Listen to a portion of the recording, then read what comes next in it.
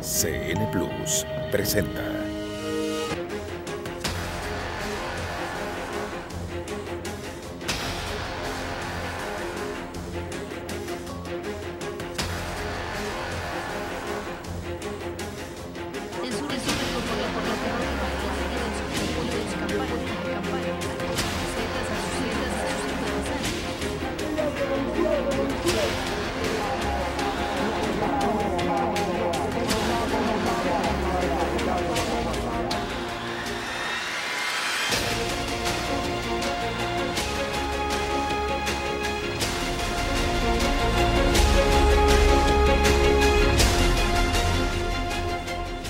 Buenas noches, amigos televidentes, soy José Toledo. Es un gusto y una enorme responsabilidad iniciar esta serie de entrevistas a los 8 candidatos a la presidencia de que el próximo 17 de febrero competirán por llegar al sillón de Carondelet.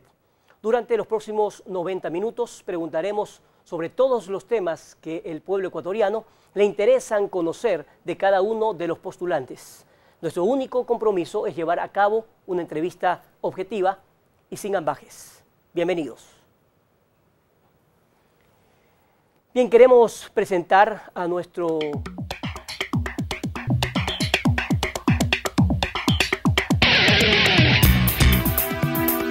Nelson Zavala Avellán, nacido hace 52 años un 11 de febrero en Guayaquil, fundador de la Iglesia Evangélica Monte de Sión y miembro de la Asociación de Pastores Evangélicos del Ecuador.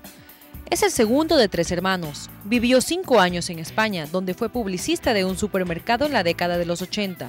Zavala es padre de 4 hijos, Andrea de 27 años que vive en España, Nelson de 22 y Cristina de 20 años que viven en Estados Unidos, y de su actual matrimonio Marcia Almeida, Valeria de 9 años. Sus estudios fueron netamente religiosos y a distancia, en la Escuela Internacional de Ministerios. Posee un diplomado en estudios bíblicos. Es orientador familiar y consejero espiritual. Fue director de la Escuela Internacional de Ministerios, director administrativo del Colegio Cristiano Israel y además orientador en el Colegio La Moderna y Academia Naval Guayaquil. Este es el perfil de Nelson Zavala, candidato a la presidencia por el Partido Roldosista Ecuatoriano.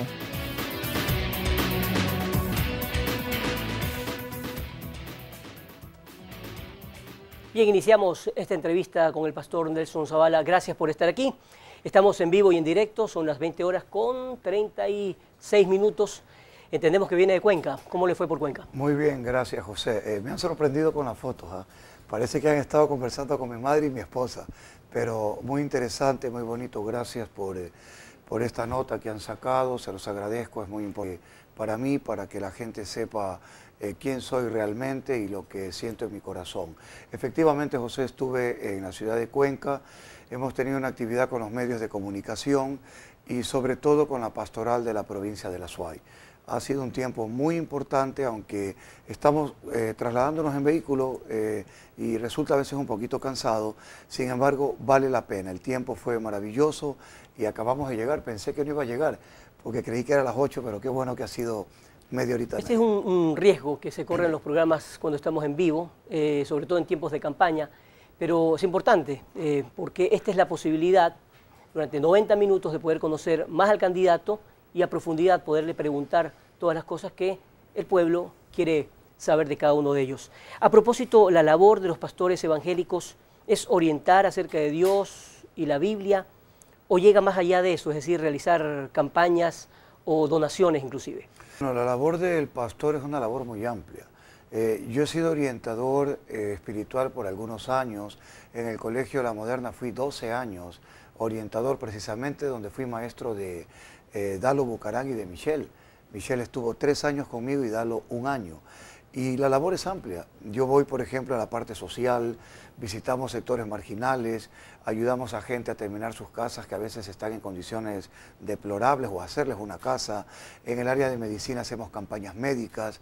Tenemos muchas necesidades, vamos a la penitenciaría, trabajamos en diferentes áreas, ¿no? Y eso es muy hermoso porque uno va conociendo de cerca lo que está pasando y lo va atendiendo como iglesia. He revisado varias entrevistas que usted ha dado a medios de comunicación y en sus recorridos usted menciona algo que tiene que ver con mejorar las condiciones a quienes están falta de amor o cariño. ¿Cómo se puede hacer eso? Yo creo que la mayoría de los gobiernos apuntan siempre a una serie de trabajos que tienen que ver con una infra vinculada con obras materiales. Estoy observando en este tiempo, por ejemplo, el gobierno de Finlandia. El gobierno de Finlandia está interesado no solo en el bienestar económico de sus ciudadanos, sino en el bienestar de la felicidad. Esa parte es fundamental, y yo creo que como cristiano, como pastor, hemos podido ver, José, gente que tiene muchísimo dinero, pero que es emocionalmente pobre, terriblemente pobre. Y yo creo que un gobierno que apunte al bienestar real de su parte emocional, de humanos, es un gobierno que va a tener éxito, y en eso yo tengo muchísima experiencia porque personalmente viví una serie de situaciones no muy gratas que Dios pudo atenderlas en su momento y hoy por hoy darme una vida llena de bienestar y felicidad, fundamentado primero en mi estabilidad espiritual y emocional, y lo demás pues que viene por añadidura. ¿Usted viene de padres católicos? Sí. Mi padre y mi madre fueron católicos. Perdí a mi padre cuando yo tenía 13 años. Él murió más o menos a los 40 años de edad. ¿Y su madre? Mi madre vive, tiene 84 años de edad y se la ve más joven de lo que usted me ve a mí. Está completita. Y en el momento en que usted se decidió ir por la religión evangélica, ¿cuál fue la reacción de su madre, por ejemplo? En realidad, mi madre ha tenido siempre un corazón maravilloso. Es una mujer que piensa que lo que nos haga bien, está bien. No tuvo ninguna reacción negativa, y además, como lo que yo recibí no fue realmente un cambio de religión, sino el poder aprender a relacionarme con Dios. Esa relación con Dios empezó a ejercer cambios en mi vida porque tuve una vida desordenada. En eso ya no me da vergüenza decirlo porque he sido perdonado por Dios, pero como un testimonio de vida se lo digo a las personas. Cualquier persona que tenga una vida desordenada, usted puede arrepentirse, Dios lo perdona y le va a dar alegría a su familia, a su madre, como yo se la di a mi madre también. Ya vamos a hablar un poco más de Dios. ¿Y cómo conoció a Abdalá? No lo he conocido. ¿Personalmente no lo conoce? No lo conozco. Todo el mundo dice, ¿cuándo te vas a Panamá? Yo no lo he conocido y no creo que tenga tiempo para ir a Panamá. He hablado por Skype con él, por teléfono. A quien sí conozco, como ya lo mencioné, José, es a Dalo, a Michelle, pero al padre no lo he conocido personalmente. Antes de ser invitado por el Partido Roldosista para terciar en estas elecciones, ¿qué conocía del PRE? ¿Cuál era su opinión sincera sobre el Partido Roldosista? Mi opinión sincera, antigua yo diría, porque no había seguido de cerca las actividades de Dalo y Michelle, no era una opinión muy favorable, soy muy honesto en ese aspecto. Cuando empecé a darme cuenta y un poco más de la gestión, pude apreciar que Dalo estaba metido, inmerso en el tema político, y observé una frase que se llamaba la nueva era. Me pareció interesante, y cuando llegó este escenario político y conversé con él, lo primero de ver es que Dalo había tenido un encuentro personal con Jesucristo de la misma manera que lo había tenido yo. Jesús llegó a la vida de él en un momento muy importante en su matrimonio, y al observar estos principios y estos valores me di cuenta de que algo nuevo estaba pasando en el PRE. Él es el director nacional, y entonces decidí participar, no tomando en cuenta el pasado, porque la gente se puede equivocar, pero si uno toma un presente con un joven que nunca se equivocó, entonces condenarlo a Dalo Bucaram. Y en el caso de llegar a ser presidente, ¿cómo lograr pastorear a los más de 15 millones de ecuatorianos, tomando en cuenta que el 80% de los ecuatorianos son justamente católicos? Tal vez la palabra pastorear, cuando yo la utilicé la primera vez, José, pudo haber sido mal interpretada. Yo no. No, me refiero tal vez a otras personas. ¿No? ¿En la Biblia? Claro, me refiero a pastorear, lo voy a explicar. Porque lo que yo pretendí decirle a la ciudadanía es que quisiera, si soy presidente de la República, no perder mi corazón de pastor. Porque cuando uno trabaja como pastor, uno conoce y no solo sabe la necesidad de las personas, sino que las siente y las vive y le duele en el corazón. Y eso evita que uno esté jugando con la necesidad de la gente. Eso evita que uno esté ofreciendo lo que no es, y más bien sea muy centrado y ofrezca lo que realmente se puede cumplir. Así que pastorear para mí implica guiar a la nación en los preceptos bíblicos, no religiosos ni dogmáticos, porque también hay ateos. Pero yo pienso que aún los ateos creen en la palabra de Dios. No hay un solo ateo que no quiera que sus hijos lo honren. Y ese es un mandamiento de Dios. Sí, o no hay un solo ateo que se acuerde de Dios en el momento en que está a punto de morir. Eso también es una realidad, José. A la larga, todos, hasta de broma, dicen gracias a Dios soy ateo, ¿no?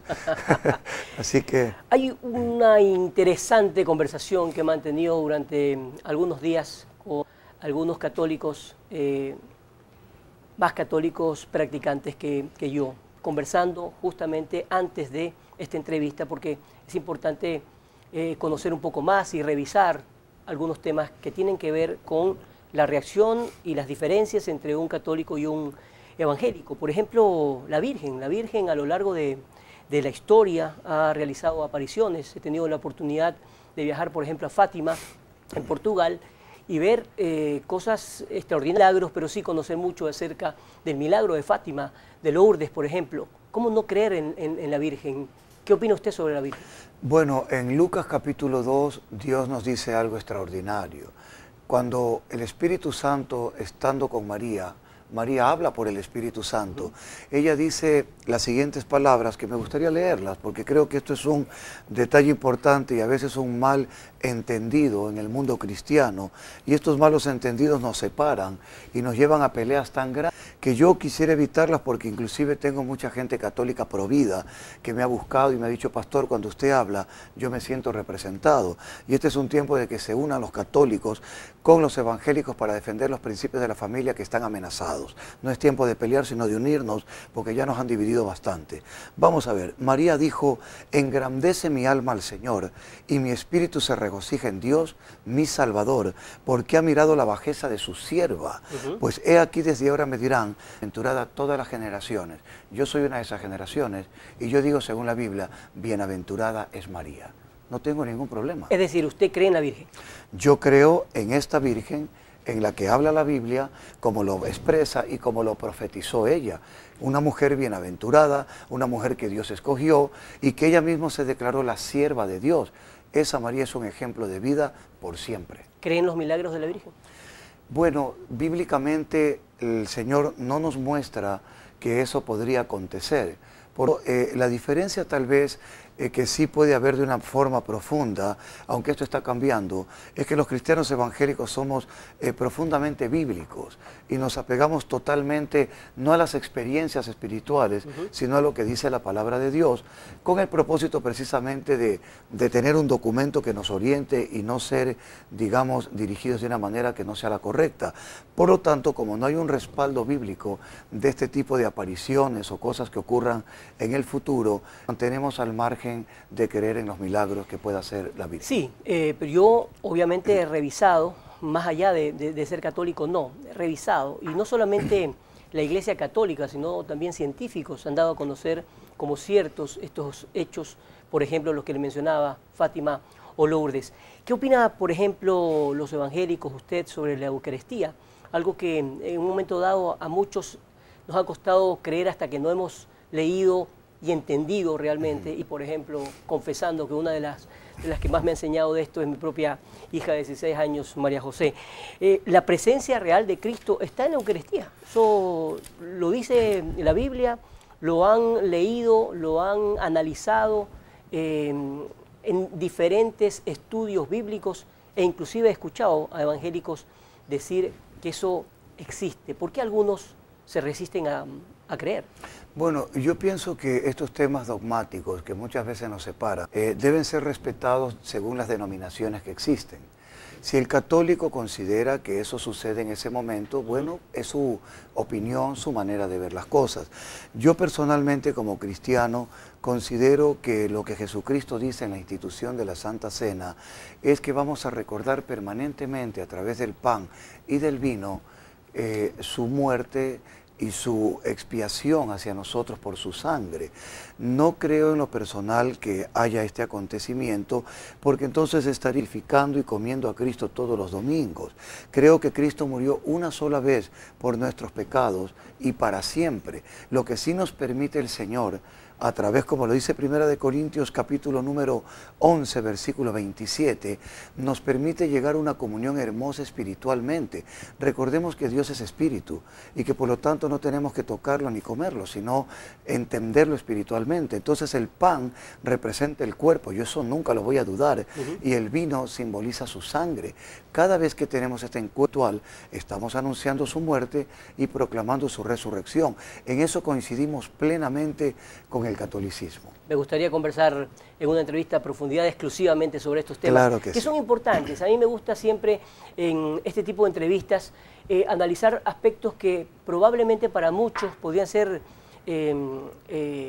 no tan importantes en materia política. Yo creo todo lo contrario. Es decir, cuando una persona observa al ser humano, lo analiza y se da cuenta de dónde vive, procesa, probablemente estaríamos viendo algo más allá de un simple dogma o la idea política que alguien puede tener.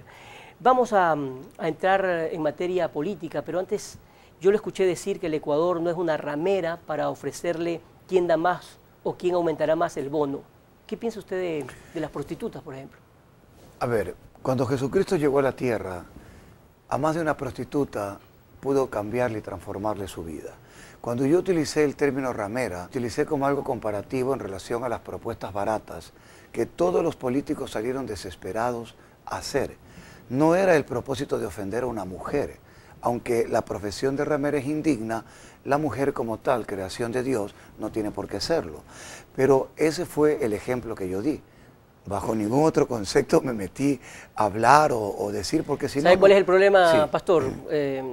Y sin ánimo de ofender. Lo que pasa es que en política muchas veces lo que uno dice cuesta mucho después aclararlo. Y eso me lleva, por ejemplo, en la historia, justamente cuando el entonces candidato a la presidencia de la República, Abdalá Bucaram, era candidato conjuntamente con Jaime Nebot, sí, lo recuerdo. Entonces sí, expresidente León Febres Cordero, dijo una frase que todavía les cuesta a los socialcristianos. Entonces, justamente cuando lo escuché, me vino a la mente aquello y dije, ¿por qué lo dijo? Por eso se lo pregunto. Lo dije por ese motivo, ¿no? Porque realmente en la prostitución se paga y ya está, ¿no? Y el que paga más se lo atiende mejor. Esa es la verdad, esa es la realidad. Pero yo no he dicho que solo las prostitutas y los ladrones voten por alguien. Si yo no tuviera un aprecio sincero hacia las prostitutas, hacia los ladrones, homosexuales, delincuentes, adúlteros, fornicarios, yo no hubiera ido a la 18 a visitarlas, a entregarles una Biblia y no una falsa esperanza. ¿En su gabinete, por ejemplo, usted incluiría algún homosexual? Siempre y cuando tenga el arrepentimiento adecuado, con muchísimo agrado. Porque ¿Y si no tendremos que evitar ese tipo de situaciones porque, en mi opinión personal, la homosexualidad, al igual que el adulterio, es un acto de inmoralidad. Y eso lo dice la palabra de Dios. Y yo soy un hombre que creo en Dios y le creo a Dios.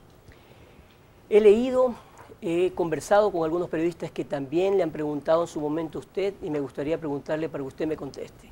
¿Qué mismo pasó con su hijo y toda esa denuncia que hubo sobre supuesto maltrato? Mi hijo está aquí, tiene 22 años de edad. No es el niño de 14 años que cobardemente sacaron medios de comunicación, jamás lo dejé lisiado, es un atleta de soccer en la Universidad de Atlanta y yo creo que ese exceso ya pasó y por respeto a la madre de mi hijo y a mis hijos quisiera pedirle que no toquemos ese tema. Es decir, la relación con su familia es excelente. Gracias a Dios, magnífica. Mi hijo ha venido de los Estados Unidos este tiempo y me dijo, papi, si quieres que yo hable, estoy dispuesto para hablar, porque no voy a permitir que hablen mal de ti, yo sé la clase de padre que tú eres. Indudablemente es un tema duro, pero es importante hacerlo, porque más bien no hacerlo significa como que algún periodista está temiendo algo o más bien tratando de evitarlo. Yo creo que es mejor en vivo aclararlo de una vez por todas y es por eso que me permito hacerle ese tipo de preguntas. Todos hablan de apoyar a los emprendedores, de sacar adelante al país, pero pocos hablan de las fórmulas. ¿Cómo piensa usted lograr que los emprendedores tengan una nueva oportunidad? Que realmente puedan ir a un banco o alguno y decir, señor, aquí tengo un proyecto, quiero sacar adelante a mi familia y mi proyecto profesional. La verdad es que es cierto, ¿no? Todo el mundo habla de los emprendedores, el emprendimiento, lo de aquí, lo de allá, pero no tomamos en serio el mayor fenómeno que tenemos en el Ecuador y que ha sido criticado por todos los gobiernos a quienes han sido llamados populistas y han dicho que han utilizado la pobreza. Yo cité como ejemplo, yo no tengo ninguna vergüenza, soy un hombre humilde en eso. Yo retengo lo bueno y desecho lo malo. Lula da Silva hizo un trabajo extraordinario, José. Reconocido mundialmente. Por favor, reconocido mundialmente. ¿Por qué no lo hemos hecho aquí? ¿Por qué no lo hemos tomado y no lo hemos copiado? Yo lo estoy haciendo. He creado... ¿Pero qué? Sí leí parte de aquel ejemplo que daba de Lula, pero ¿qué? ¿Qué es lo que copiaría, por ejemplo, de ese modelo? Lo que estamos haciendo en este momento, la idea es tener un ministerio enfocado para los pobres, en primer lugar, que son ya más de 3,5 millones, y entregarles a ellos pequeños negocios para que puedan, previa capacitación, los hemos abierto 4 pequeños negocios bajo el nombre Ama a tu prójimo.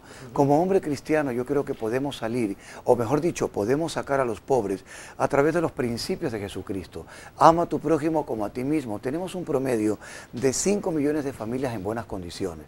José, ¿resultaría una locura acaso pensar que de los 5 millones de personas, 3,5 millones puedan dar una ofrenda de amor de $1.200? Con $1.200, mi estimado José, le hacemos un pequeño negocio a esa persona y en lugar, recibiendo un bono de $50, una tienda no da $50 al mes, le da mucho más, pero eso sí, el bono tendríamos que sostenerlo hasta que la persona empiece a ganar en ese negocio, luego se lo retiraríamos y ella ya quedaría ganando muchísimo más. Pero en el caso, por ejemplo, de que usted sea el presidente, ¿qué haría inmediatamente con el bono? Mantenerlo, depurarlo un poco, investigarlo, porque hay muchas denuncias, yo no las he comprobado, pero hay muchas denuncias de que están recibiendo personas que no deberían recibir el bono y habrá que, si es verdad, depurar. Y lo otro, hacerlo un poco más justo, porque José, por ejemplo, una familia que recibe el bono y tiene 4 hijos, recibe $50, y aquella persona que recibe el bono y no tiene ningún hijo, entonces ahí está perdiendo espacio porque esa persona de 4 hijos recibe la misma cantidad que la que no tiene hijos, pero le alcanza menos, pues. Yo sí quisiera ayudar a las personas que tienen más hijos, una familia más amplia, darle un bono mucho más alto, el doble tal vez, y a los que tienen menos familia dejarlo como estaban, pero buscar siempre lo que estoy haciendo, el programa Ama a tu prójimo, que es un emprendimiento para la gente pobre, para que tengan sus negocios, para que salgan adelante, como lo hicieron en Brasil. Sacar a 3,5 millones no es difícil, es fácil, muy sencillo. Ahora, según la Secretaría Nacional de Planificación y Desarrollo, 1.050.000 ecuatorianos dejarían o habrían dejado de ser pobres como un modelo o un logro de inversión social y productiva de este gobierno. Uno de los problemas que empiezo a darme cuenta de la oposición al gobierno es justamente criticar absolutamente todo. ¿Usted qué opina acerca de estas cifras? Yo creo que si eso fuera verdad no habrían anunciado que ahora 2 millones van a recibir el bono. O sea, por una parte dice que sacan 1 millón y por otra parte le dan 1 millón más el bono. Eso es incoherente. No se trata de criticar, sino de decir la verdad, mi querido José.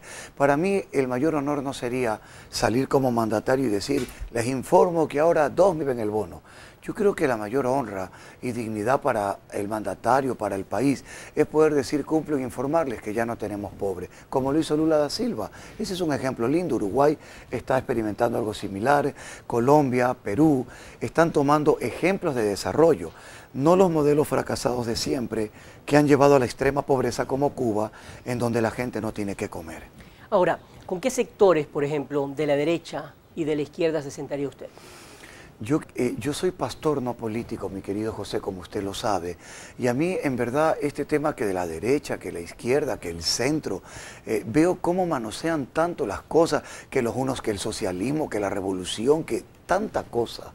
Dejémonos ya de todo eso que no nos ha hecho bien, nos ha hecho daño, ni derecha, ni centro, ni izquierda, ni nada. Empecemos a ser ciudadanos, hermanos ecuatorianos, ayudémonos y sentémonos sin esa preferencia política. Busquemos realmente la unidad para ver lo que podemos hacer por este país que moralmente se está hundiendo. Nadie va a decir que no. El problema, lamentablemente, es que si usted llega a ser presidente, usted se puede encontrar, por ejemplo, con una asamblea totalmente opositora. Por ejemplo, ¿usted diría la muerte cruzada? Mire, yo creo que en momentos extremos, y si alguien ya lo ha hecho, aunque el mismo gobierno, yo no tengo por qué decir que no. Sería un hombre enfermo, loco, al no utilizar métodos que porque Rafael Correa lo utilizó, por decir si fuera el caso. Yo tendré que utilizar lo que le haga bien a mi país, a cada ciudadano, y si tengo que llegar a ese extremo, o para que a través de un referéndum, obviamente, la gente tome la decisión, lo haré, pues.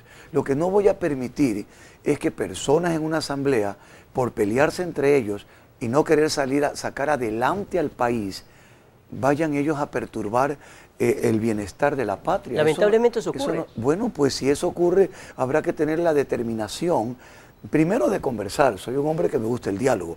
Dialogar, conversar por el bienestar, pero conversar no escondido.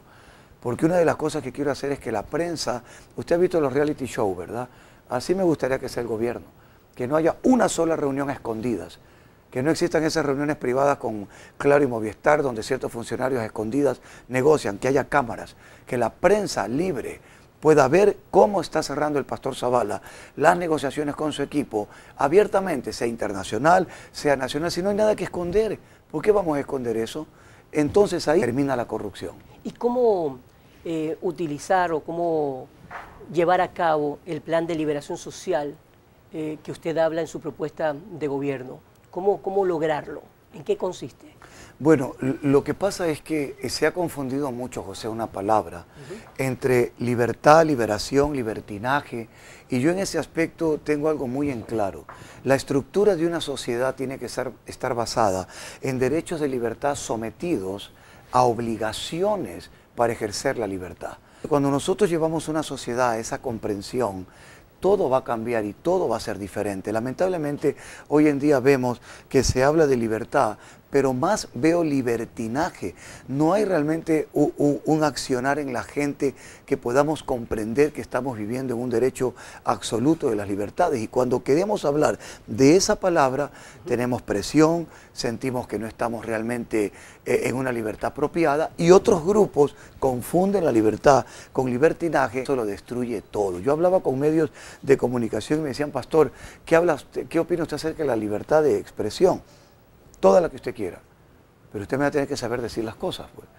Porque lo que no puede ser es que hayamos llegado hasta donde hemos llegado. No solo el primero... Pero ¿hasta dónde hemos llegado? ¿Hasta dónde hemos llegado? Yo le explico.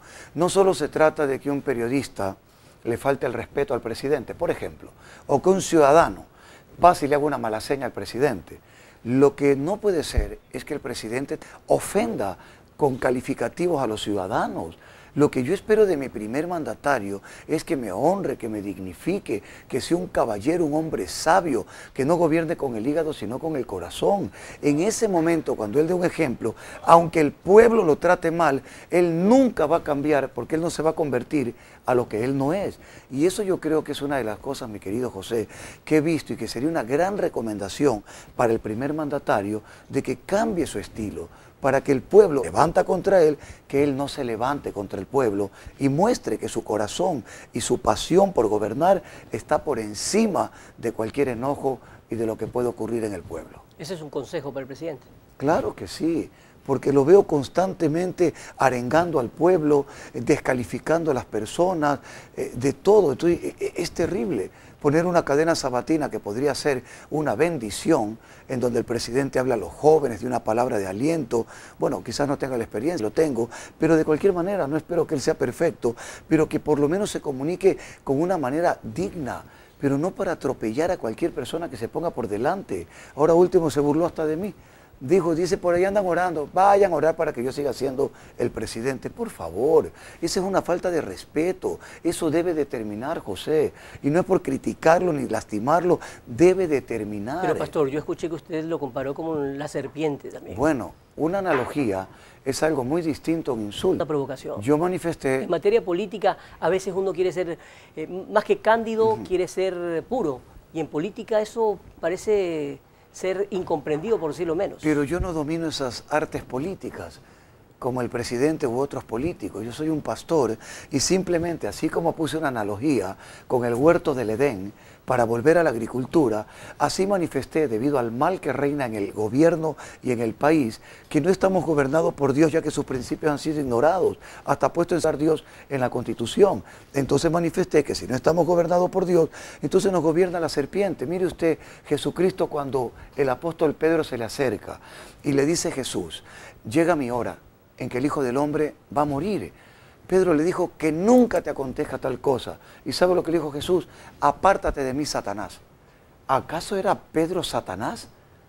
Entonces ese punto hay que ubicarlo, porque yo no uso la palabra para políticamente destruir a alguien, sino para crear una comparación, una analogía del mal que nos gobierna y cómo los principios cristianos, José, y creo que usted es católico, están siendo destruidos y tratando de ponernos principios y valores que realmente son antivalores. Estamos conversando con Nelson Zavala, pastor evangélico, candidato a la presidencia de la República por el Partido Rolocista Ecuatoriano. Volvemos después de una pausa comercial.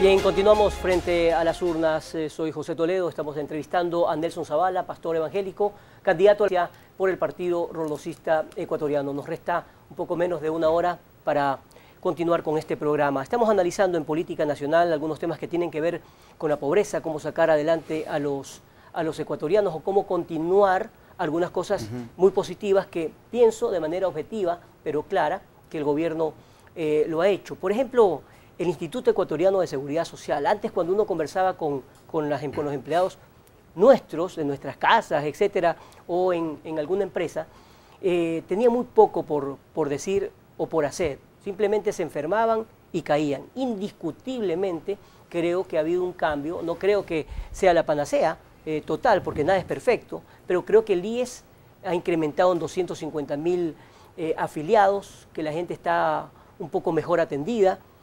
¿Cómo mejorar todavía esa situación o cuál es la respuesta que le daría? Sí, yo creo que hay mucha falencia todavía, ¿no? Es una realidad. Hay gente que la única frase que ha aprendido del seguro es call center, el resto no hay atención.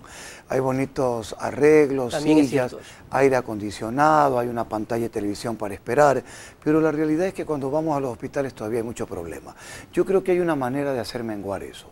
Sobre todo, José, porque la mayoría de la gente es pobre y acuden a un servicio que les pueda apoyar de todas las formas. A través del Centro de Asistencia Sanitaria, en casi todos los sectores, que sería uno de los planes que tengo para poder poner, si Dios me favorece con en esta campaña para ser presidente, no solo quiero crear esta unidad de policía comunitaria, que policía comunitaria. Ya sí, existe, así es. Habrá que aumentar más puntos, pero junto al edificio hay que ampliar. Hay que poner, por ejemplo, la consulta externa 24 horas. Esto es fundamental. No puede ser que una persona, a mi madre le ha pasado, una mujer de 84 años, ha llamado al call center y le han dado cita 2 meses. Usted no puede darle cita a una mujer de 84 años para que vaya 2 meses después. O sea, va a tener que mandar a alguien a que retire el certificado de defunción, pues. Eso no puede ser. En la consulta externa, en cada zona, va a poder ir la persona a hacerse atender, a poder menguar un poquito, porque hay una demanda demasiado grande. Claro, pues. No crea eso. Es eso excesiva. Que el problema tal vez pueda ser de la falta de profesionales de la salud. Hay muchos que prefieren cómodamente estar en su consultorio, cobrar y cobrar mucho mejor que en una institución pública. Yo pienso que eso también es totalmente manejable. Yo creo que hay cantidad de gente que quiere trabajar. ¿Se atrevería a dar un sueldo, por ejemplo, que debería tener un médico en el Instituto Ecuatoriano de Seguridad Social, por ejemplo? Pero es que el análisis y el diálogo son cosas que se han perdido, José, en el país, debido tal vez no solo a la parte del gobierno, quizás la otra parte se ha violentado y no ha querido dialogar. Yo creo que hay que pensar en función de toda la gente, lo que está pasando. Es como si ya hubiéramos perdido la sensibilidad, José. Se nos muere la gente, acostumbraron tanto a la muerte física en varias formas, enfermedad, violencia, que es como si ya no importara. A mí sí me duele. Recién fui a una institución privada, sí. Por un tema médico, no mío, y lo primero que le preguntaron al paciente es, ¿tiene seguro? Con eso empezaron. Ahora, ¿por qué está la consulta externa 24 horas en los barrios, o quiero que esté? Para que eso no pase, pues. Es una consulta tipo ambulatoria, con profesionales trabajando en 3 turnos, 20 horas al día, y atendiendo las necesidades de la gente. De ahí tendremos las conexiones con los demás hospitales para seguir ayudando a la gente. La salud puede ser gratuita en su totalidad cuando toda la gente tiene empleo. Cuando 3,5 millones de personas salgan de la pobreza, van a ser personas que van a pagar hasta impuestos. No vamos a tener que subir impuestos, más bien los vamos a bajar, porque eso va a oxigenar el bolsillo del ciudadano y el volumen de impuestos de la mayor cantidad de gente, 3 millones de personas, a pagar impuestos más, y eso va a elevar pues el presupuesto para el Estado. Pastor Zavala, aprovechemos este tiempo para profundizar más su propuesta. Por ejemplo, en el tema de educación, es un tema inagotable en un Estado moderno. Nadie podría decir que la educación es extraordinaria en este país. Falta muchísimo. Aulas, escuelas, colegios del nuevo milenio, maravilloso, pero no están en todas las provincias del Ecuador. Y he escuchado y he leído, por supuesto, de su plan Mochilas y el Banco de Textos Escolares. ¿Cómo viabilizar? Bueno, esto de aquí es importante, ¿no? Porque yo vi que, como en este momento estoy como administrador de una escuela, la Escuela Israel, este año anterior que empezamos, tenemos contacto y vemos la realidad educativa ya desde otra perspectiva, ¿no? Una cosa es verlo en una oficina y otra cosa es ir al campo de juego, como quien dice. ¿Esa escuela es particular? Es particular, es una escuelita cristiana de 100 alumnos, 115 alumnos. Pero nos dimos cuenta de que muchas escuelas no abrieron. Y usted como periodista lo sabe. El año lectivo para muchos niños no existió. Entonces, sí me da pena que se anuncie, por una parte se haga publicidad diciendo que todo avanza mientras niños no tuvieron clase, las escuelas destruidas. Yo preferiría, como gobernante, decirles, estamos en tal lugar, esta es la verdad, estamos muy preocupados porque no van a poder abrir estas escuelas, pero tengan paciencia, ya vamos a ver qué hacemos. Pero no puedo mostrarle al país que todo está bien, que todo es increíble, mientras las criaturitas no podían ir a clases. Eso es lo que yo nunca estaré de acuerdo. El tema de la mochila es algo que por ahí se discute mucho. Quiero recordar que se lo acusó a Abdalá Bucaram del tema de la mochila, pero deberían pedirle rendición de cuentas a Fabián Alarcón, no a Abdalá Bucaram. Esta parte tiene que cumplirse, los niños tienen que tener sus útiles escolares. Si los municipios lo hacen y dan libros, nosotros recibimos libros gratuitos del municipio y eso le ayuda al presupuesto de la familia de una manera significativa. Pero en su modelo o su proyecto, mejor dicho, ¿en qué consiste esto de la mochila escolar? ¿Qué significa? La mochila implica que el niño tenga su mochilita también con su alimentación y que en el tema del banco de los libros haya el recurso apropiado para que esas criaturitas tengan sus textos gratuitos, de tal manera que haya una educación verdaderamente gratuita. Pero ¿y ese presupuesto de dónde sale? Es sencillo, es sencillo. En el momento en que hay un gobierno que trabaje con una honestidad de verdad, y no con manos limpias de propaganda, sino de verdad, y que hagamos cosas reales. Por ejemplo, estos se hicieron con China para el petróleo. He hablado con gente entendida profundamente en este tipo de negocios y me han dicho, pastor, estamos perdiendo 1.300 millones de dólares.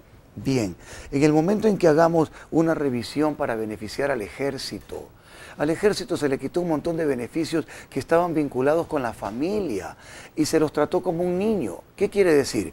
Te quito los beneficios de la familia, pero te regalo un avión. Usted en Navidad a un niño, póngalo a elegir entre la familia y un juguete, no era el concepto de familia y va a querer el juguete. El ejército no es un niño para tratarlo así. Yo prefiero decirle al ejército, mire, los beneficios de su familia no se van a quitar. Ustedes defienden la soberanía de la patria, yo voy a defender como presidente la soberanía de ustedes. Ahora, se compran 20 aviones valorados en 10 millones de dólares cada uno. 200 millones de dólares. Usted puede gastar 150, no 200, comprar menos aviones más caros, pero de más tecnología. ¿Usted restaría el presupuesto de Sí, las Fuerzas claro. Armadas? Sí, señor, sí lo haría. En armamento sí, porque yo quiero crear una cultura de paz. Hay naciones como Costa Rica que no necesitan ir a la guerra. Y quiero crear un ejército que sea un atalaya de la seguridad, no preparado para guerrear, sino para cuidar la paz en un concepto totalmente diferente. No me quiero adelantar a los temas de seguridad que más adelante los vamos a tratar y por supuesto ese es un tema fundamental. Por ejemplo, la lucha contra el narcotráfico y por qué razón muchos países inclusive tienen más armamento justamente por esos problemas. Vamos a temas económicos a ver si es que rodamos nuestra colilla.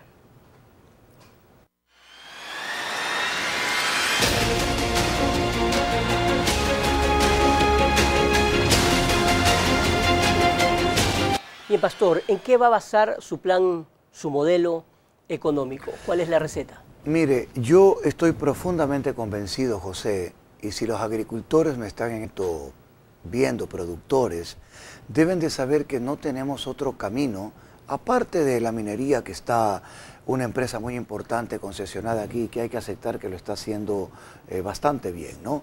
Pero la agricultura es lo que a Ecuador lo va a convertir en una potencia, en un sentido adecuado y guardando las distancias con otros países. ¿Cómo cuáles, por ejemplo, podrían ser esos cambios para que los agricultores... Por ejemplo, si nosotros creamos y establecemos la agricultura como una política si dejamos de hacer estas, discúlpame la expresión, José, estas perversas importaciones de maíz, usted no le puede prestar dinero al maicero y justo cuando el hombre ha trabajado, ya está la cosecha, usted le importa maíz. Va a que le paguen en 16 dólares el saquito por su trabajo y resulta que le pagan 8 porque se ha importado maíz. El maicero, José, yo no miento, está quebrado, pregúntenselo a ellos.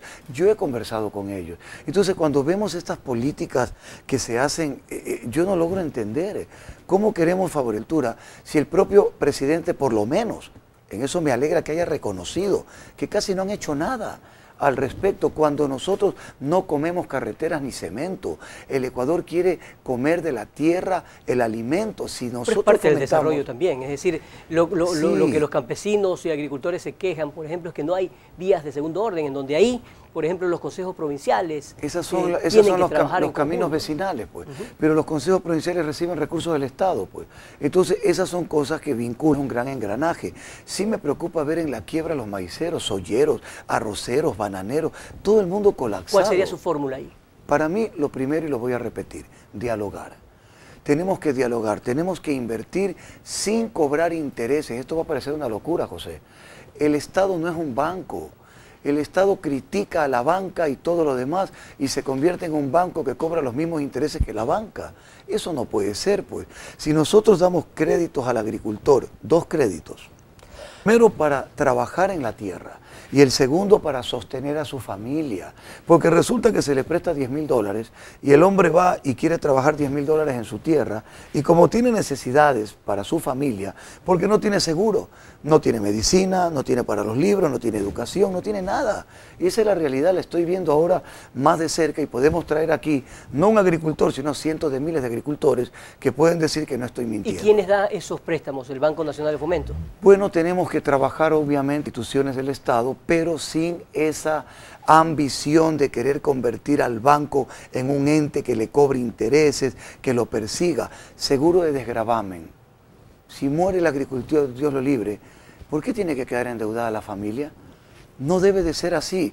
Un seguro campesino que se ha manoseado tanto, esa reforma agraria que es otra cosa que nunca hemos llegado.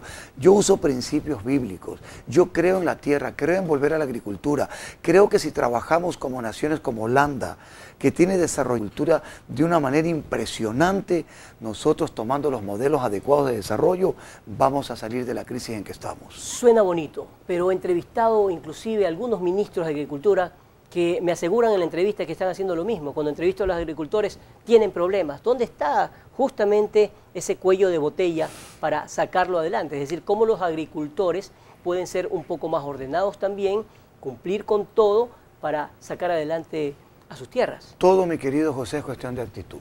Cuando usted es un gobernante, y lo voy a repetir, que en lugar de gobernar con el corazón y ser sensible al problema del pueblo, se levanta y se enoja y abandona una conversación, entonces estamos mal, pues.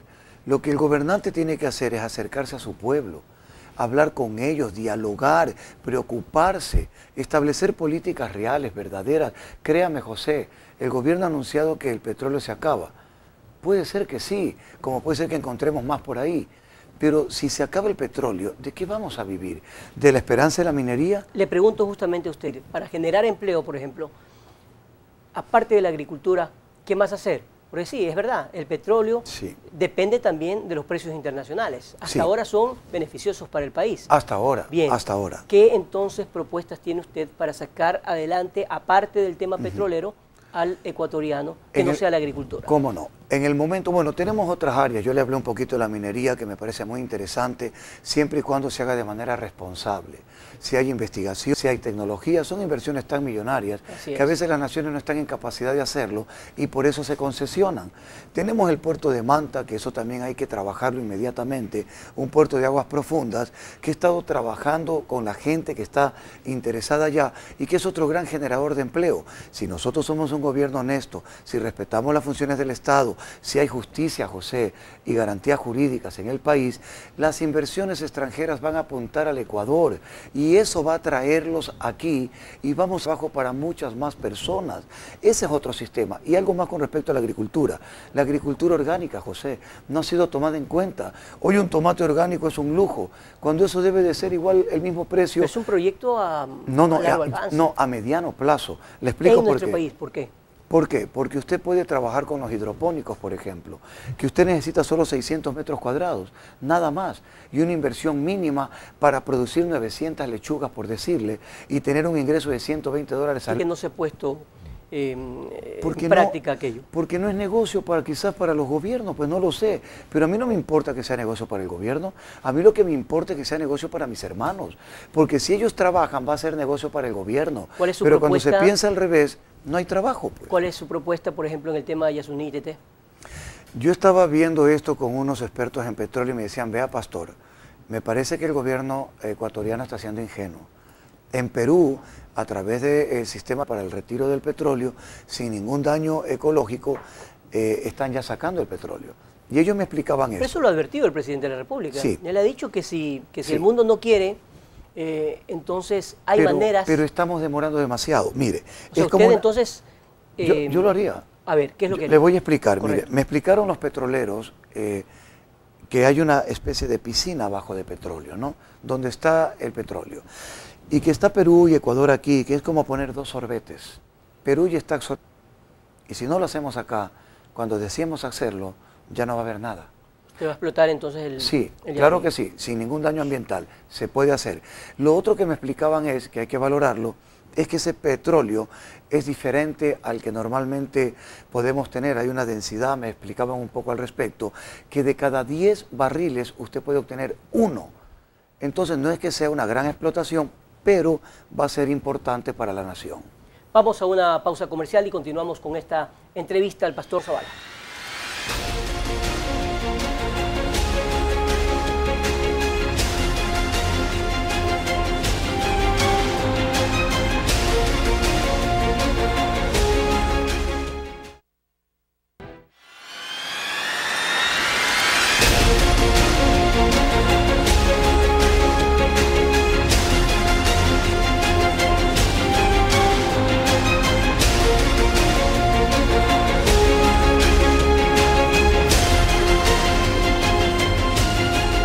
Bien, vamos con temas de seguridad. Las Fuerzas Armadas, el papel de las Fuerzas, entonces, ¿usted las cambiaría? No en su totalidad, no he dicho que las cambiaría, lo que hablé es de una reducción de la inversión en armamento. Sí, pero es fundamental, los ministros, o mejor dicho, las Fuerzas Armadas giran en torno al presupuesto que tienen para, en base a aquello, dar o hacer su trabajo. Claro, lo que pasa es que la tecnología ha cambiado, mi estimado José. Antes necesitábamos un montón de cosas para poder tratar de lograr algo. O puede vía satélite localizar a una persona. Pero la tecnología es más cara. La tecnología no necesariamente, porque ya está masificada. Hoy en día un celular que antes era carísimo, cualquier persona lo puede tener. Es cuestión de ver qué es lo que le conviene. Un claro, iPhone 5. Sí, eso es verdad, el iPhone. O sea, depende de qué tecnología. Depende de qué tecnología. Pero en el tema de la seguridad creo que es tiempo de abrir fronteras. La Interpol parece que se utiliza solamente cuando hay que perseguir a alguien o hay que buscar a alguna persona. Pero la tecnología más simple sería la alianza estratégica con las naciones que hacen fronteras con nosotros o con las naciones de donde puedan venir, como Guatemala, México, Colombia, que se nos está metiendo gente, discúlpeme la expresión, indeseable. Con esto no digo que sean todos los ciudadanos de estos países indeseables, en todo país hay gente terrible, pero se nos están metiendo narcotraficantes. Hay un embate de narcotráfico total, impresionante. Aquí hay lavado de dinero, aquí hay narcotraficantes. ¿Cómo combatirlo? Bueno, ahí es donde yo voy. Alguien decía poner visas, yo creo que es más allá de una simple visa. Utilizar la tecnología para saber quién entra. ¿Cómo es posible que a través de la tecnología de Estados Unidos, cuando usted entra, saben todo de usted? Están enterados por completo. ¿Acaso nosotros no podemos tener esa tecnología que no es tan cara? Realmente no lo es. He hablado con gente muy empapada del tema y me han dicho, pastor, esto es sencillo, los softwares son sencillos, la conexión con Interpol, con los países, con las cancillerías, con toda la policía, entre naciones, es un contacto rapidísimo. ¿Cuál es el problema, José?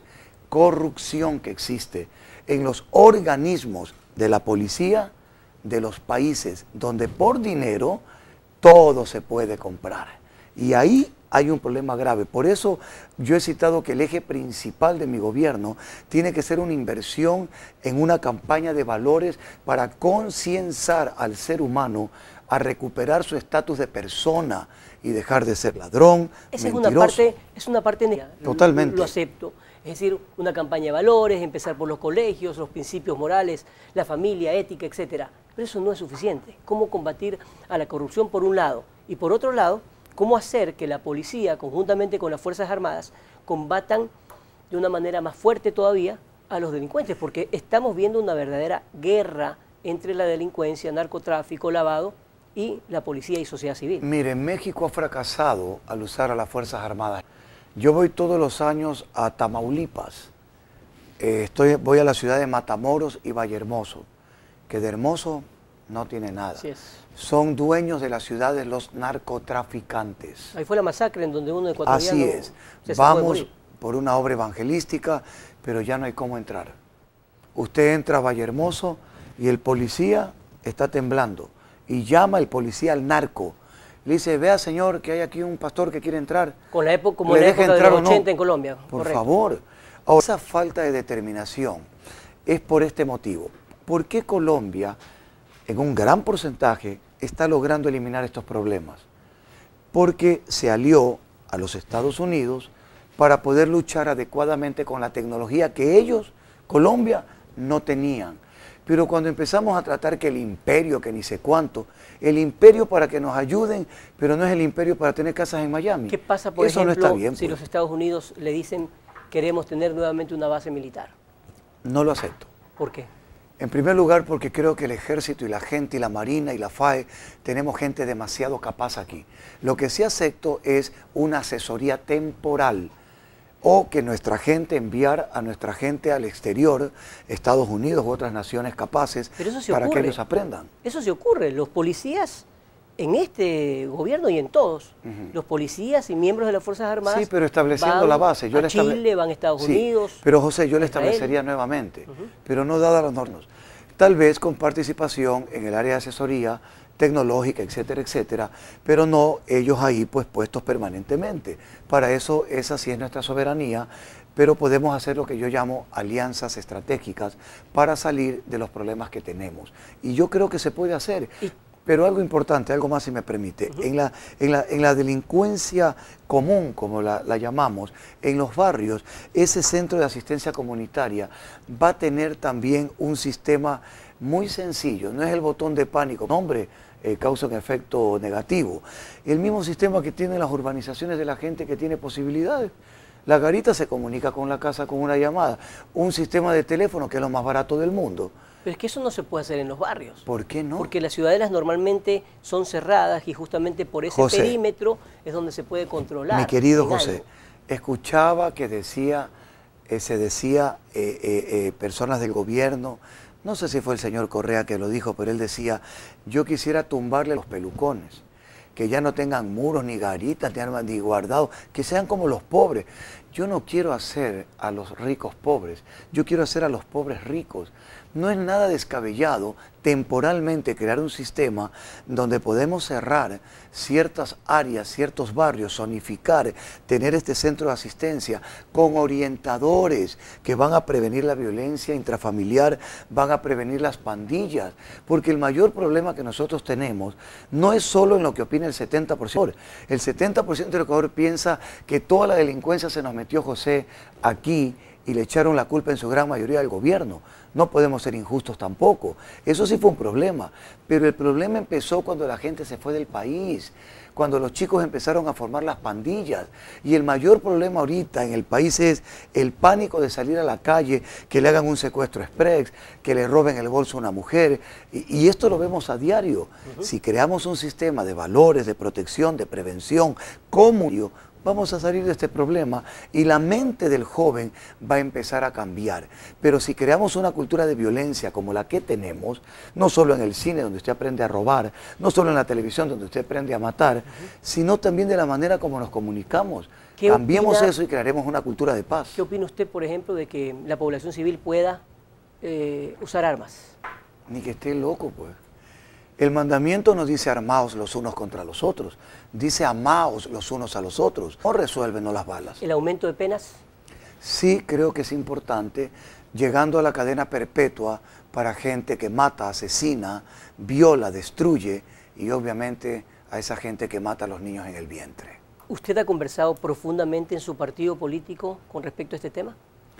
Yo he conversado con Dalo acerca de estos temas, del endurecimiento de las penas en estas áreas, y estamos de acuerdo, no vamos a estar de acuerdo en todo, porque yo como candidato a la presidencia tengo también mis opiniones personales, esa es una realidad, pero hemos llegado a un consenso sobre este tema y sí estoy de acuerdo en que se incrementen las penas, pero los centros de rehabilitación no deben necesariamente ser hoteles donde la gente vaya a pasar bien o donde el crimen organizado desde el centro de rehabilitación siga operando. Que la gente dice la rehabilitación, ¿en qué consiste esa rehabilitación? La misma rehabilitación que hay en Estados Unidos, pues. Y yo creo que en eso, con todo respeto... Pero en Estados Unidos tampoco es que es un modelo extraordinario. No, pero sé. Yo le digo porque tengo amigos capellanes en los Estados Unidos y sí, la gente se rehabilita. Mire, el hombre que es cogido en narcotráfico, por ejemplo, lamentablemente pues tenemos un ejemplo, el padre del señor presidente, y él lo sabe, y para mí eso es bueno, porque si este señor, el señor Correa no fue un buen padre, en la prisión en los Estados Unidos, yo he conversado con Fabricio, y él me ha dicho, Nelson, lo mejor que le pudo pasar a mi padre fue eso, porque fue ahí cuando nos mandó dinero, fue ahí cuando nos ayudó realmente. ¿Qué pasó? Yo no voy a juzgar a un hombre porque se equivocó.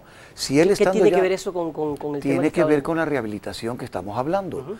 Si este caballero tuvo la oportunidad de poder trabajar en la cárcel, de poder prepararse, de enviarle una provisión a sus hijos, ¡qué hermoso!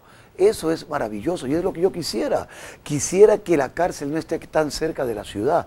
Yo quisiera que los tengamos en una hacienda verdaderamente. Existen los brazaletes de GPS que son baratos. ¿Por qué no darles tierra para que trabajen, para que produzcan? Y comprarles y que en una parte se paguen su estadía para que no le cueste al Estado.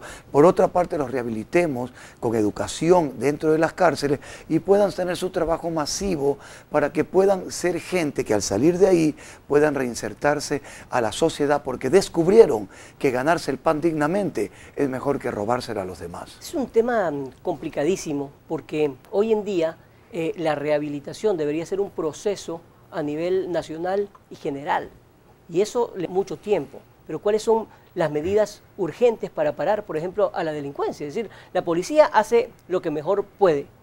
Las Fuerzas Armadas, por otro lado, están haciendo operativos antidelictivos, combatiendo también al narcotráfico. Es decir, hay diferentes problemas, no solamente uno. Yo pienso, José, que la mayor labor y mejor que yo veo es el servicio de inteligencia.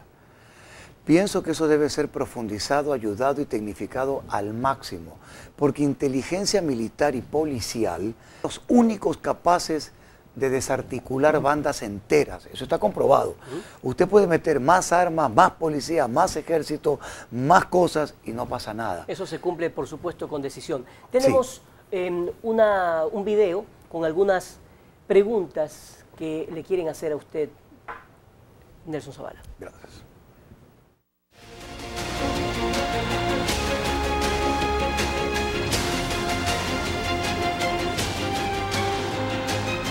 ¿Cuáles son los proyectos de trabajo que tienen los trabajadores?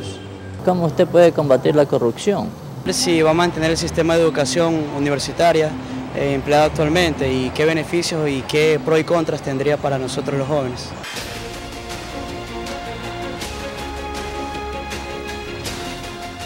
Algo hemos hablado del tema de trabajo. Claro, con el propósito de ganar tiempo, como ya hemos hablado un poquito de este tema y lo que vamos a generar, veo que la persona que salió haciendo la pregunta es una persona que se ve que es de escasos recursos.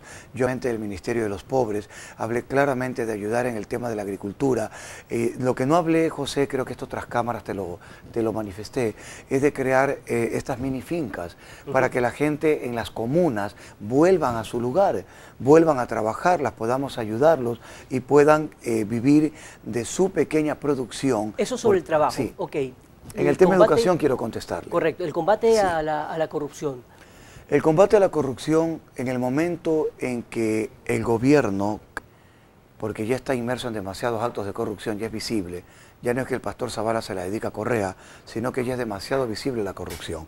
En el momento en que tengamos un gobierno honesto, que invierta, lo repito, permanentemente en una campaña de valores generalizadas, con un control, campaña en la policía, campaña en el ejército, campaña en la ciudadanía y un control sistemático y sectorizado, como el que hablamos hace un momento, vamos a tener un control de esto. Cuando la gente, los orientadores, trabajen con los jóvenes, cuando la iglesia se sume y siga haciendo el trabajo que siempre ha hecho, ir a dar palabra de Dios a las pandillas, hemos visto cómo han cambiado. Todo este trabajo es general, es global, pero el tema de la educación. La educación universitaria. Yo creo en un Ecuador en donde quieren legalizar la droga. Qué disparate tan grande, Dios. En un país donde quieren legalizar la droga, que los jóvenes quieran estudiar. En un país donde estamos viendo que el narco se ha metido, que nuestros jóvenes quieran estudiar, no les voy a poner ninguna traba, ninguna. Si 600.000 quieren estudiar, van a la prueba y pasan 60. La educación ya no es gratuita, pues, es selectiva. Eso no lo voy a hacer. ¿Qué es lo que voy a hacer? Vamos a generar un test de evaluación para todos. El test de evaluación nos va a permitir saber cuáles son las falencias que tiene el estudiante. Y lo que voy a aplicar es algo que ya ha existido toda la vida. Vamos a crear paralelamente cursos de nivelación gratuitos para que el joven siga y paralelamente siga cubriendo esos vacíos que tuvo, porque a veces en la adolescencia, José, no estudiamos. Vamos al colegio, molestamos, no pasamos esta materia, pasamos rozando y cuando llegamos a la universidad nos encontramos que el panorama es más serio. Yo no los voy a desechar, les voy a permitir nivelarse y seguir adelante, porque para mí, concepto, es una bendición que nuestros jóvenes quieran estudiar. Mientras está la droga, el narcotráfico que destruye y que me da pena ver naciones que quieran legalizar la droga. Yo le he dicho claramente, José, 20 gramos de droga creo que se va a permitir según esta ley. 20 gramos en una persona, ok, suena poquito, pero cuando 1 millón de personas consuman, son toneladas. Y los narcotraficantes no venden gramos, venden toneladas. Así que cualquier país que legalice la droga se convierte en un fiel aliado y distribuidor de los narcotraficantes. Bien, sobre temas de constitución, de la Constitución, ¿qué reformas justamente considera usted sustanciales que se deben hacer? Bueno, yo sí, reformas y cumplimiento, porque para mí la Constitución ha sido violada. ¿En qué sentido? En mi opinión. Violada porque no se la cumple. Dígame la ley del agua cómo va, pues un sueño nada más, sigue la pelea. Por citar un ejemplo. Reformas claras. Yo lo denuncié hace unos años atrás y estuve en este canal. Y yo dije que el artículo 68 era una mentira, era una forma escondida de favorecer las uniones de hecho entre hombres. Hombre con hombre, mujer con mujer. La Constitución del 98 decía, la unión libre y monogámica entre un hombre y una mujer dará los derechos de un matrimonio. La que se hizo en Montecristi dice, la unión libre y monogámica entre 2 personas. Eso hay que reformarlo. Yo voy a ayudar a la familia en el sentido ¿Está en contra entonces del matrimonio, de lo que está ocurriendo ahora? Pero por favor, pues ¿cómo voy a permitir? En eso voy a ser muy frontal, José. El señor Correa le mintió al país, pues. ¿Cómo va a decir? Me llamó loco, me ofendió, a mis hijos, me llamó al padre de familia, porque soy padre de familia como usted. Usted me llamó fundamentalista, loco, legalista, me llamó de todo. Y hoy yo tengo la razón, usted le mintió al país. Hoy lo que yo dije, todo se ha cumplido. Usted fue el que le mintió, yo siempre ¿En qué sentido? Dije la verdad. La verdad, pues, él dijo que no va a permitir esto, que ni sé cuánto, que soy católico practicante. Hoy se cambian de sexo, hoy aceptan transexuales disfrazados de mujer para asambleístas. Hoy su familia, dígame usted, José, creo que usted es católico, o a cualquier católico preguntémosle, si se acepta eso, pues, si la palabra de Dios acepta eso, pues perdóneme, pues. Yo no solo creo en Dios, José, yo le creo a Dios. Esta es la Constitución por la cual todo el mundo va a ser juzgado. Y yo prefiero temblar y obedecer ante esta Constitución que ante la Constitución que hicieron en Montecristo. ¿Esa es la reforma más importante que haría usted en la Constitución? La reforma inicial que tiene que ver, ¿por qué es la más importante? Porque como está la familia, está la nación, pues José.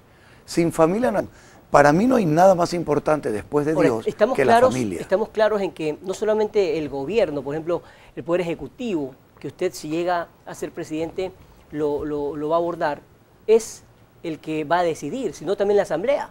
Esa es una realidad. O sea, la Asamblea ha cumplido un trabajo pésimo, pero no es justamente, exclusivamente por partidarios del gobierno, es toda la Asamblea. Yo creo que es una pelea general. En general se han dedicado a pelear, dedicado a insultarse. Y es que no hay nadie que no insulte, no solo el primer mandatario, todos. Por eso, ahí están miembros también del Partido Roldosista. Entonces, ¿cómo corregir esta conducta? En el tema del Partido Roldosista tendríamos que hablar de los asambleístas que tiene. Y tendríamos que analizar en video las participaciones de Dalo Bucarán. Yo no le he visto insultar ni tirarle algo en la cabeza a alguien. No me refiero a eso. Me refiero a que es una pelea general. Y entre ellos están, por supuesto, también los representantes del Partido Roldosista. Pues va a tener que llegar el tiempo en que la gente se siente y entienda de que no podemos más. En este tiempo, en estos últimos 6 años, ¿qué nos prometieron? Decía el plan de gobierno del señor Correa, sueño con una patria soberana, sueño, 17 veces sueño, y se convirtió en una pesadilla. Nos dijeron hace 6 años que no habría narcotráfico, aquí está, que todo sería bueno, que todo sería bien, y aquí está. Lo único que veo de este gobierno es publicidad bonita, pero la realidad es que el Ecuador es mal. Y tenemos que unirnos todos. Y si el gobierno del señor Correa no ha hecho corrupción, que habrá que investigarlo, yo ya lo he dicho, yo lo voy a investigar si Dios me concede este gobierno, pero si él tiene sus manos limpias, quédese en el país, ¿verdad? Y si usted no gana y gana el pastor Zavala, quédese entonces, porque al comprobar que usted no ha hecho mal, entonces quédese ayudando pues, a la nación a trabajar, pastor, y no piense en irse a Bélgica. Pastor, justamente eso es lo que yo reclamo de la oposición, es decir, no reconocer nada por el tema político. Es decir, el tema de las carreteras, de la propia salud, de la educación. Ha habido avances, pero es muy complicado hablar de que en 4 o 6 años esta nación va a cambiar radicalmente. Miren lo que le costó a Chile, cuántos muertos le ha costado esa transformación. Pero José, le digo una cosa. Y ese trabajo que le llevó muchos años, muchos muertos, encontrarse. Es decir, que todos los partidos políticos digan, señores, concertemos. Sentémonos a hablar de una agenda país. De eso depende mucho el gobierno. Si el hombre es conciliador y es sabio, lo va a lograr. Si no lo es, pasa lo que nos está pasando ahora. ¿De qué nos sirve una carretera, mi querido José? Si esa carretera fue concesionada a dedo y si esa carretera tiene sobreprecio y hay corrupción, nos están dañando la moral, José, la moral buena, cristiana, y nos están enseñando a que digan esto. Escúchame lo que dice el pueblo. Bueno, dice, los otros gobiernos se robaban, dice. No hacían nada. Estos roban, pero hacen. ¿Cómo? ¿Acaso el dinero es de ellos? El dinero es nuestro. ¿Cree que eso es un concepto generalizado? Creo que sí. Pero si no, no hubiera ganado tanto tiempo el presidente. ¿Pero en qué medida ha ganado? Cada vez es menos popular y ahora no llega ni al 32%, aunque las encuestas digan otra cosa. Bien, son las posiciones de Nelson Zavala. Tenemos alrededor de 10 minutos antes de concluir el programa. Volvemos después de la pausa final.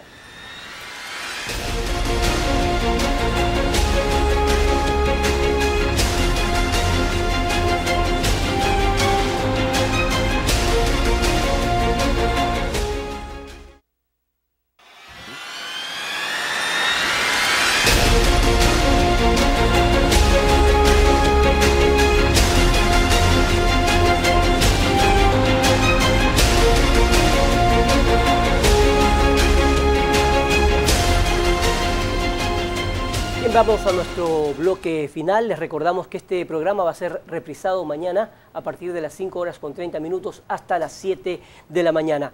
En materia de política internacional, ¿con qué países nunca se va a sentar a dialogar o con quién nunca tendría relaciones? Bueno, muy sencillo.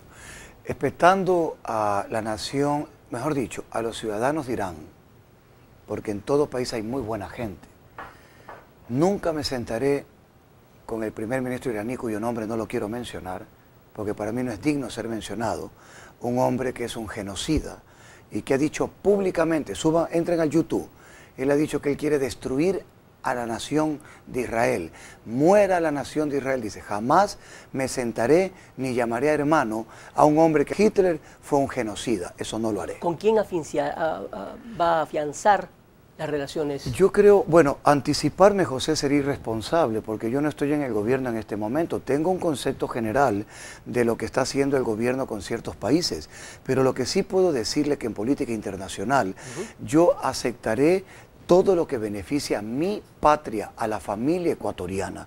Eso sí lo haré. Si el TLC ha dado resultado en Colombia, en Perú, y no ha lastimado a nadie, lo firmaré con mucho gusto. No me importa si viene del imperio o no. Pero lo que me interesa es que haga beneficio al Ecuador. Pastor, pero ¿cuáles son esas pruebas de que el TLC ha favorecido a Colombia o a No, Perú? estoy Hay dando, un gran debate, por ejemplo, en Colombia. Estoy dando un supuesto caso, ¿no? Okay. Estoy diciendo en el caso de que haya beneficiado. Entonces, tenemos que buscar lo que le haga bien al país. Con Asia, Europa. ¿Por qué no? Podemos llegar a tantos acuerdos, porque yo creo que todavía, José, sin duda hay negociaciones vírgenes, por llamarlas así, que no se han topado, pero que debemos hacerlas bajo un marco de común y bienestar para la nación. No necesariamente por una ideología bolivariana o etcétera, etcétera. Busquemos más allá, no podemos hablar de un mundo globalizado y querer solo con las naciones bolivarianas hacer negocio. Eso no tiene sentido. ¿UNASUR para usted qué es? Bueno, es un poco conflictivo, UNASUR, ALBA y otras cosas. No las desecho bajo ningún concepto, porque sería desecharme a mí mismo, ya que estamos dentro de este proceso de una unidad, de una diferente. Si usted se habrá dado cuenta que si América del Norte se uniera con América Central y América del Sur, nadie sería tan grande como nosotros. En eso estamos absolutamente claros. Dios es decir, quiera miren lo que ha pasado podamos. con Europa. Los países que normalmente estaban muy bien, ahora son... Es lo correcto. Ahora, ¿por qué, José, no retener lo bueno? ¿Por qué no buscamos lo que nos une en lugar de buscar lo que nos desune? Y ahí viene la pelea. Bien, vamos con las preguntas que vemos en las calles justamente al pueblo ecuatoriano para que le pregunte justamente a Nelson Zavala.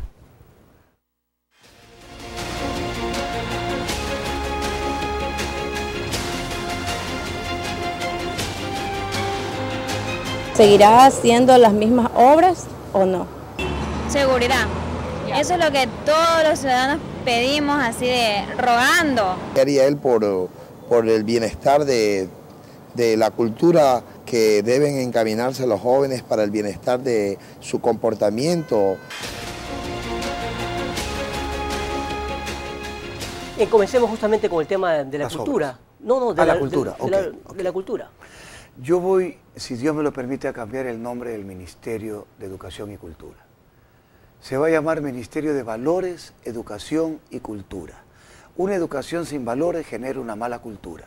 Y de ahí que tenemos gente con título y que son unos patanes. Entonces yo creo que con los valores, como una estructura sólida en la educación, eso va a cambiar y las generaciones que vengan van a ser totalmente distintas. Y la señorita que estaba preocupada en la inseguridad, mucho tiene que ver en eso, la descomposición moral de una nación donde a lo malo se le llama bueno y a lo bueno se le llama malo, genera más delincuencia. Obras.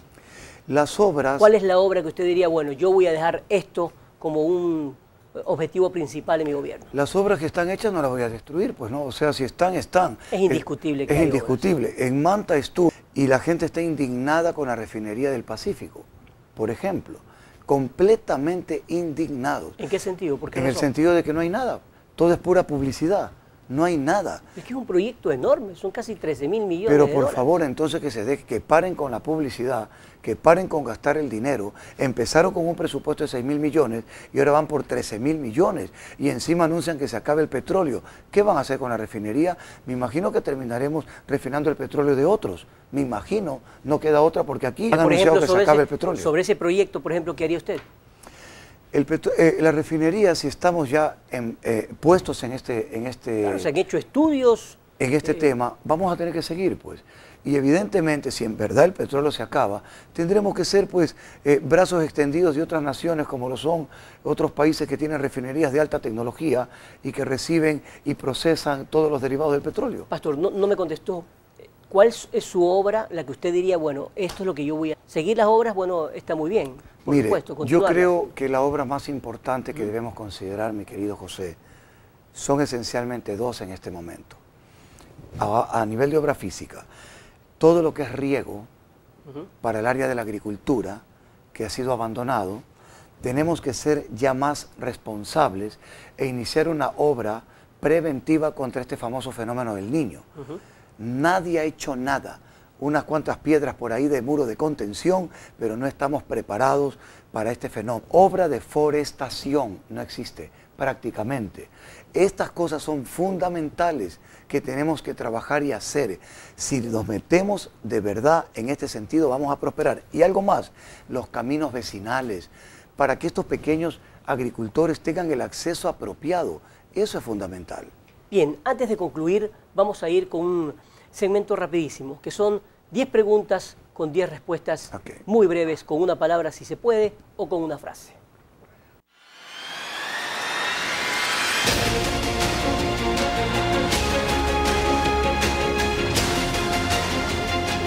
Iniciamos.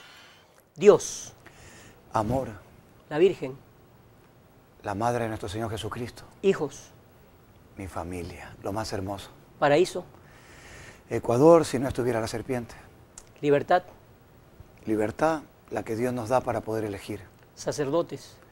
Sacerdote, un ministerio de Dios, un llamado a vivir a los demás. Pastor. Pastor, guiar a la oveja a esos pastos delicados y esas aguas de reposo. Justicia. Justicia, lo que carecemos hoy los ecuatorianos y lo que Dios quiere que tengamos. Muerte. Muerte, para los que tenemos fe, el paso a la eternidad en Cristo Jesús. Resurrección. Resurrección, lo que Cristo nos brindó como la garantía del perdón.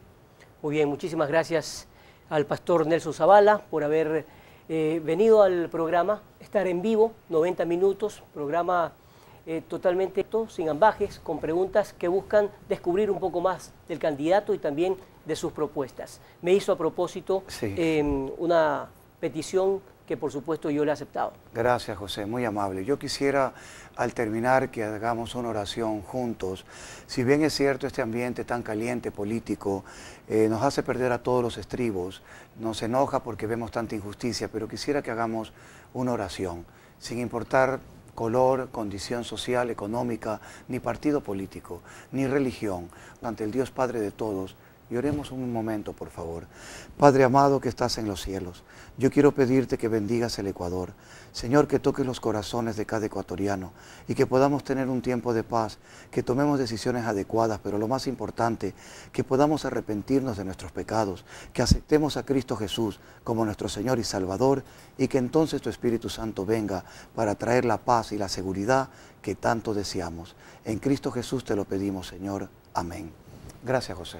Gracias a usted, Nelson Zavala, y gracias a ustedes por este programa, Frente a las Urnas. Soy José Toledo, muy buenas noches. Hasta el próximo miércoles.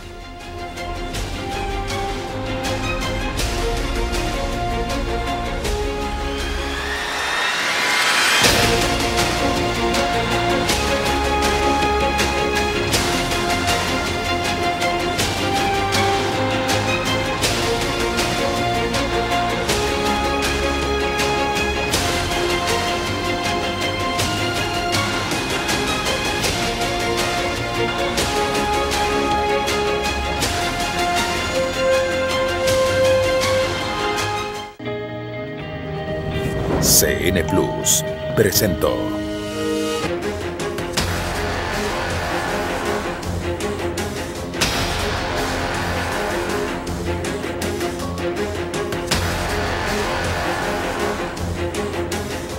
en su resumen por la terror de su campaña.